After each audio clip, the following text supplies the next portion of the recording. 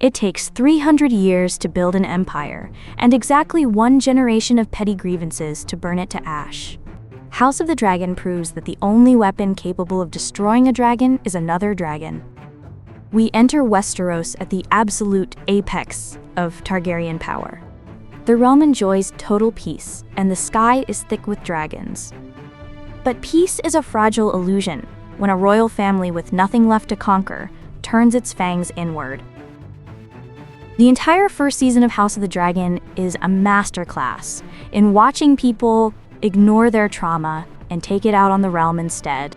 King Viserys sets the match to the fuse the moment he orders a primitive, lethal cesarean section on Queen Aemma. He sacrifices his wife in a failed bid for a male heir, establishing a grim baseline for what this world demands of women. Guilt forces Viserys to break centuries of patriarchal tradition and name his daughter Rhaenyra as his sole successor. He hands her the crown, but he also chains her to Aegon the Conqueror's prophecy of ice and fire.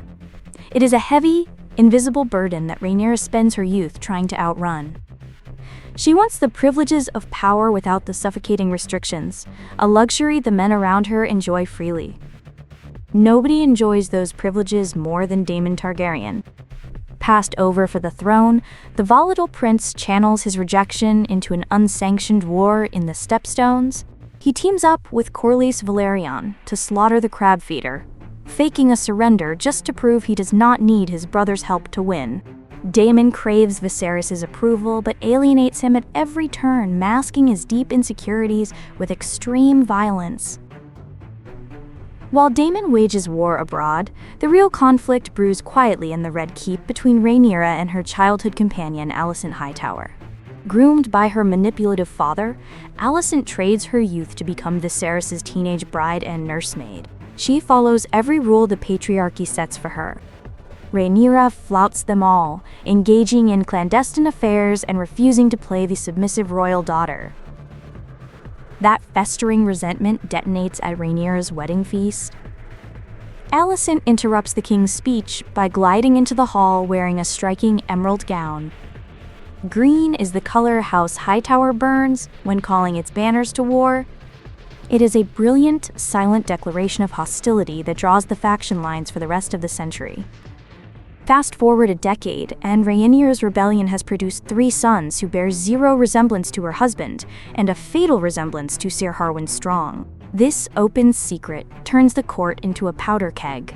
Harwin beats Criston Cole bloody over the rumors, a loss of control that earns him exile and a fiery assassination. The adults play a deadly game of denial, and the bill comes due through their children. The tension snaps during a miserable funeral gathering at Driftmark.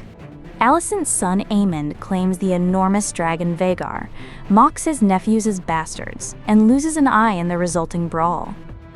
Alicent demands a literal eye in return, taking a dagger to Rhaenyra herself when Viserys refuses to enforce justice. The king begs his family to reconcile, but the rot has already reached the bone.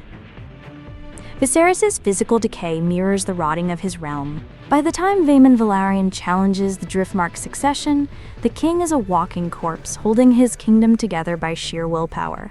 He hobbles through the throne room one last time to defend Rhaenyra's children, a heroic display of fatherly love that silences the court. Daemon punctuates the victory by slicing off Aemond's head. That brief moment of family unity dies the second Viserys takes his last breath. He mutters about the prince that was promised through a haze of milk of the poppy, and Alicent hears exactly what she wants to hear. She convinces herself Viserys changed his mind on his deathbed and chose their son Aegon to rule. It is a convenient misunderstanding that gives the Green faction the moral cover they need to usurp the throne. The Greens waste no time hiding the king's death, while they consolidate power and hunt down their reluctant new monarch. They crown Aegon II in the Dragon Pit, forcing the realm to accept a drunken usurper simply because he possesses the right anatomy. The patriarchy gets its male ruler, even if they have to drag him kicking and screaming to the altar.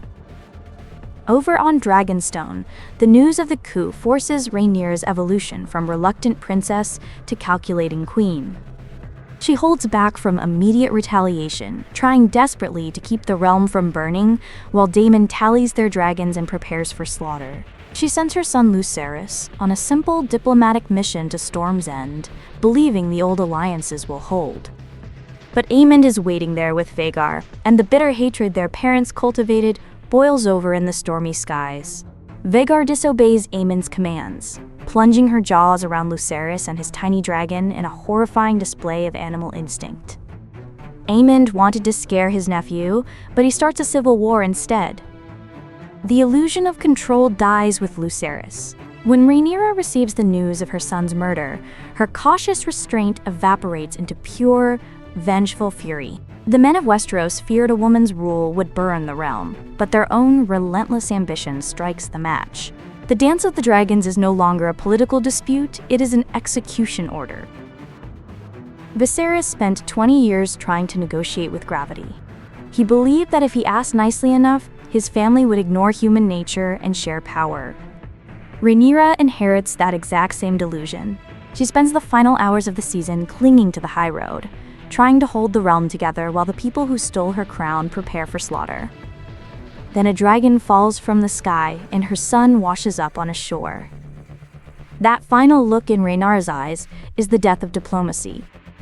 It is the exact moment she realizes you cannot reason with people who are willing to kill your children. The peace was always a lie. Now, they have to burn the realm down to prove it.